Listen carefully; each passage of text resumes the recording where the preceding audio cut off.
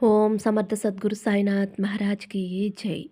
ఓం సాయిరామ్. మన బాబా కుటుంబ సభ్యులందరికీ నమస్తే అండి. మీ అందరిపైన షిరిడి సాయినాథ్ ఆశీస్సులు ఉండాలని, మీరెప్పుడూ సంతోషంగా ఉండాలని మనస్ఫూర్తిగా బాబా గారిని కోరుకుంటున్నానండి. ఫ్రెండ్స్, మీకు ఎటువంటి కష్టాలు సమస్యలు ఉన్నా సరే ఒక్కసారి ఈ గురువుగారిని కాంటాక్ట్ అవ్వండి. ఎందుకంటే ఈ గురువుగారు అంజన వేసి మీ సమస్య ఏదైనా సరే 24 గంటల్లో ఫోన్ ద్వారా పరిష్కారం చూపిస్తారండి. శ్రీ షిరిడి సాయిబాబా ఆశీస్సులతోటి గురూజీ సిద్ధాంతి సుబ్రహ్మణ్యం రాజు గారు జ్యోతిషం చెప్తారు. ఫోన్ నెంబర్ వచ్చేసి 9908224144. మీ సమస్య ఏదైనా కావచ్చు. భార్యాభర్తల మధ్య సమస్యలు, ప్రేమ సమస్యలు, సంతాన సమస్యలు, విద్య, ఉద్యోగం, వ్యాపారం, స్త్రీ పురుష వశీకరణ చేయబడును. మీరు ఒక్కసారి నమ్మకంతోటి గురువుగారిని కాంటాక్ట్ అవ్వండి. ఎన్నో సంవత్సరాల అనుభవం ఉన్న దైవిక శక్తి కలిగినటువంటి గురువుగారండి. ఈ గురువుగారి దగ్గర చూపించుకున్న వారందరికీ కూడా వారి సమస్యలన్నీ తీరిపోయి ఇప్పుడు ఎంతో ఆనందంగా సంతోషంగా ఉంటున్నారు ఫ్రెండ్స్. కాబట్టి మీరు కూడా ఒక్కసారి నమ్మకంతోటి గురువుగారిని కాంటాక్ట్ అవ్వండి. నమ్మితే గనక అంతా మంచే జరుగుతుందండి.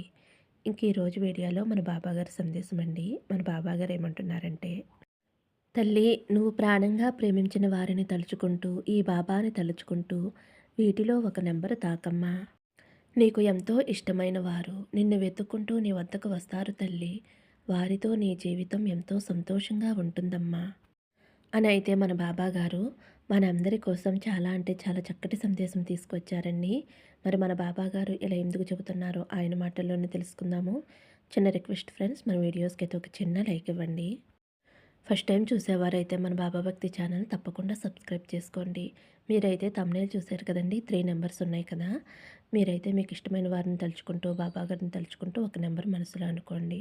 ఫ్రెండ్స్, ఇది కేవలం జనరల్ రీడింగ్ అండి. అందరికీ కనెక్ట్ అవ్వాలి అనే రూల్ అయితే లేదు. కనెక్ట్ అయిన వారు తీసుకోండి, లేదంటే బాబాగారి సందేశంలా భావించండి.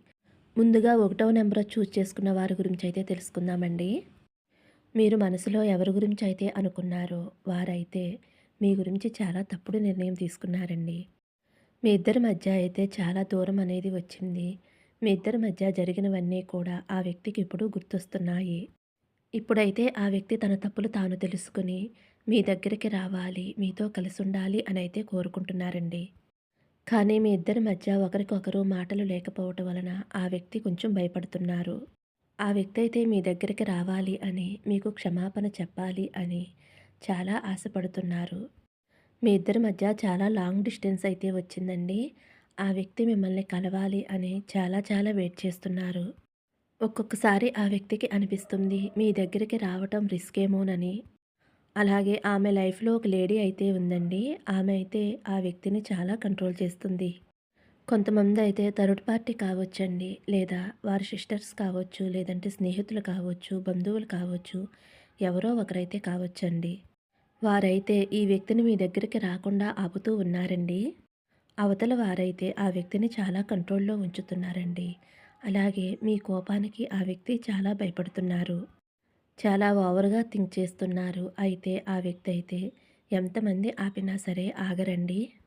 వారి మనసులో ఉన్న మాట చెప్పటానికైతే మీ దగ్గరికి ఖచ్చితంగా వస్తారండి. మీ గురించి చాలా కోరుకుంటున్నారు. ఆమె నాకు ఒక స్పెషల్ అనైతే వారు అనుకుంటున్నారు. మీరైతే వారికి వచ్చే జన్మలో కూడా తిరిగి ఇవ్వలేనంత ప్రేమనైతే ఇచ్చారండి. మీరైతే చాలా ప్రేమను ఇచ్చారు. అదంతా కూడా ఇప్పుడు ఆ వ్యక్తికి గుర్తుకు వస్తుందండి. కానీ ఆ వ్యక్తి మీకు ఏమాత్రమో కూడా ప్రేమని తిరిగి ఇవ్వలేదు.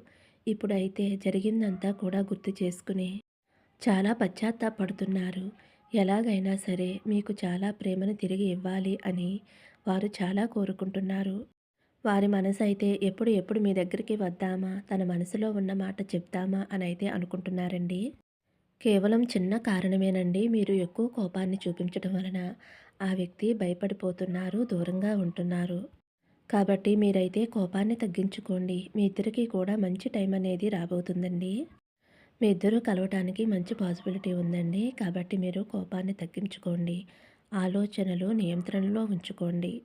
మీ ఇద్దరూ కలవటానికి ఛాన్సెస్ అయితే ఉన్నాయండి. కొంచెం వెయిట్ చేయండి. తప్పకుండా మీరు కలుస్తారు. ఇప్పుడైతే 2వ నెంబర్ అండి. మీరు ఎవరి కోసమైతే కోరుకున్నారో ఆ వ్యక్తి అయితే చాలా నిరాశలో ఉన్నారండి.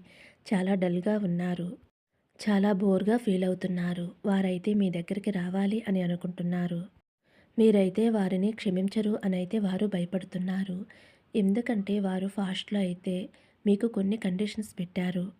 అవే కండిషన్స్ ఇప్పుడు వారికి మీరు పెడతారు అని అనుకుంటున్నారు. వారు మీతో అయితే ఎలా ప్రవర్తించారో, మీరు కూడా వారితో అలా ప్రవర్తిస్తారు అనైతే అనుకుంటున్నారు. వారి మనసులో అయితే చాలా ఎమోషన్స్ ఉన్నాయండి. మీ కోపానికి వారు భయపడుతున్నారు.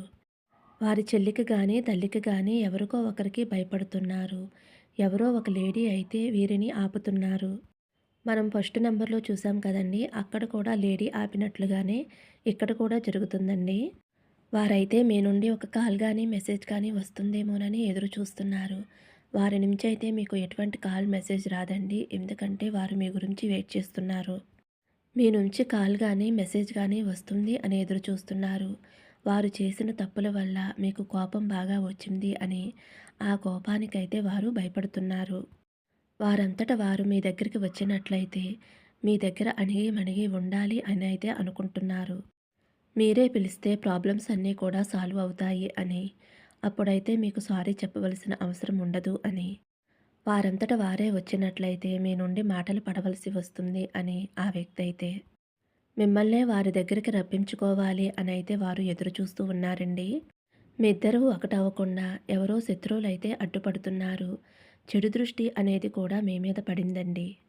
వారైతే మీకు మీరుగా వారి దగ్గరికి రావాలి అని ఏదైనా ఒక మ్యాజిక్ జరిగితే బాగుండు అనైతే అనుకుంటున్నారండి. వారైతే మిమ్మల్ని ఒక క్షణం కూడా వదిలి ఉండలేకపోతున్నారండి. వారనుకుంటున్నారు మీకు చాలా ఎడిక్ట్ అయిపోయాను అని. మీరు ఒక మ్యాగ్నెట్ లాగా చాలా ఆకర్షిస్తున్నారు అని. మీరు చాలా మంచివారు, మనసు చాలా మంచిది అనైతే వారు అనుకుంటున్నారు. అలాగే మీ అందమైన ఫోటోలైతే వారు చూస్తూ ఉంటున్నారు. మీరు ఎక్కువగా ఎవరి గురించైతే మనసు పెట్టి ఆలోచిస్తున్నారో, అదే విధంగా ఆ వ్యక్తి మీ గురించి ఆలోచిస్తున్నారండి. మీ మనసులో అయితే చిన్న సందేహం ఉందండి. మీరైతే ఇలా అనుకుంటున్నారు. ఆ వ్యక్తి ఇదివరకట్లానే ఉన్నారు. ఇదివరకట్లానే ఆలోచిస్తున్నారు అనైతే మీరు అనుకుంటున్నారండి. అదైతే ఏమీ లేదండి. ఆ వ్యక్తిలో అయితే మంచి మార్పులైతే వచ్చాయండి. మీరు కూడా మారండి. మీకు ఎవరైనా చెడు మాటలు చెప్పినా సరే వాటిని వదిలేసేయండి. కొన్ని కొన్ని విషయాలను ఎక్కువగా ఆలోచించుకుని, మీలో మీరే ఆలోచించుకుని, మీ మైండ్‌కి చాలా భారాన్ని కలిగిస్తున్నారు. మీరైతే దాని నుండి బయటికి రండి. ఎక్కువగా ఓవర్ థింకింగ్ అయితే అస్సలు చేయకండి. మీరు ఎవరి గురించి అయితే ఎక్కువగా ఆలోచిస్తున్నారో, ఆ వ్యక్తి అయితే తప్పకుండా మీ వద్దకు వస్తారండి. అసలు జీవితం ఏంటి ఇలా అయిపోయింది అని మీరు చాలా అయోమయంలో ఉన్నారు. అసలేమీ మీకు అర్థం కావటం లేదు. అతి తొందరలోనే మీ ఇష్టదైవం వలన మీ సమస్యలన్నీ కూడా తొలగిపోతాయండి. మీరు మీ పార్ట్నర్‌ని నమ్మలేకపోతున్నారండి. మీరైతే వారిని నమ్మండి. ఎందుకంటే మీరు వారిని ప్రేమించారు కాబట్టి మీలో మీరే చాలా బాధపడుతున్నారు. ఎందుకంటే మీ ఇద్దరి మధ్య ఏదైతే జరిగిందో దానిని మీరు మార్చలేరు. కాబట్టి జరిగిందేదో జరిగిపోయింది. ఇప్పుడైతే మీరు వారిని క్షమించండి. ఎందుకంటే మనం మనుషులం కదండీ! దేవుళ్ళమైతే కాదు కదా! మనుషులే కదా తెలుసో తెలియకో తప్పు చేసేది. కాబట్టి అదే తప్పు మళ్ళీ మళ్ళీ జరగకుండా జాగ్రత్త పడండి.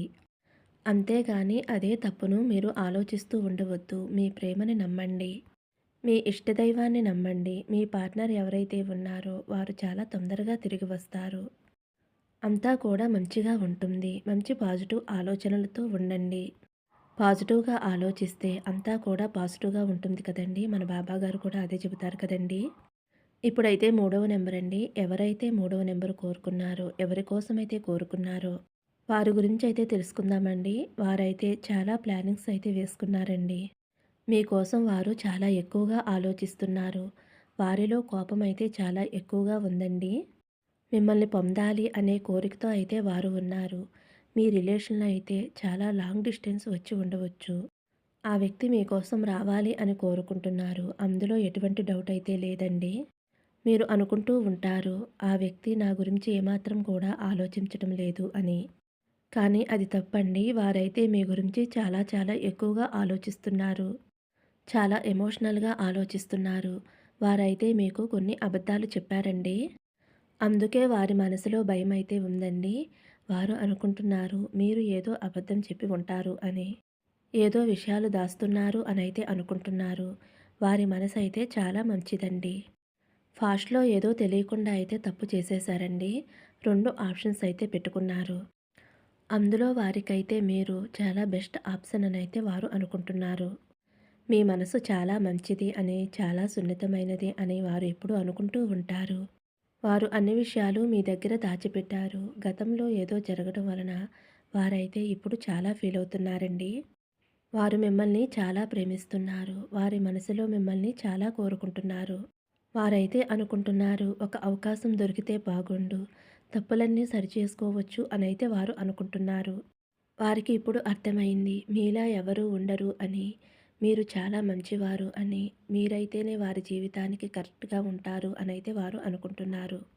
ఆ వ్యక్తి అయితే మీరు ఎక్కడ దూరమైపోతారా అని చాలా ఏడుస్తున్నారండి. కన్నీరు పెట్టుకుంటున్నారు. నిద్రాహారాలు మానేసి మీకోసమే ప్రతి క్షణము కూడా ఆలోచిస్తున్నారు. మీ ఫోటోని చూస్తూ వారైతే జీవితాన్ని గడిపేస్తున్నారు. ఇప్పుడైతే వారు ఫాస్ట్‌లాగా ఎటువంటి తప్పులు చేయరు. ఎందుకంటే అన్నీ కూడా తెలుసుకున్నారు. అబద్ధాలైతే చెప్పరండి. మీరైతే వారిపైన నమ్మకాన్ని ఉంచండి, విశ్వాసాన్ని ఉంచండి. ఆ వ్యక్తి అయితే మీ మీద చాలా విశ్వాసంతో ఉన్నారండి. ఫాస్ట్‌లో అయితే కొన్ని తప్పులు చేశారు. ఆ వ్యక్తి అయితే ఇప్పుడు పూర్తిగా మారిపోయారండి. మీకోసం తహతహలాడుతున్నారు.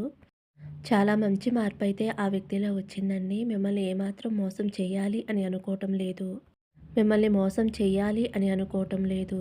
మిమ్మల్ని వివాహం చేసుకుని జీవితాంతం మీతో కలిసి ఉండాలి అనైతే కోరుకుంటున్నారండి.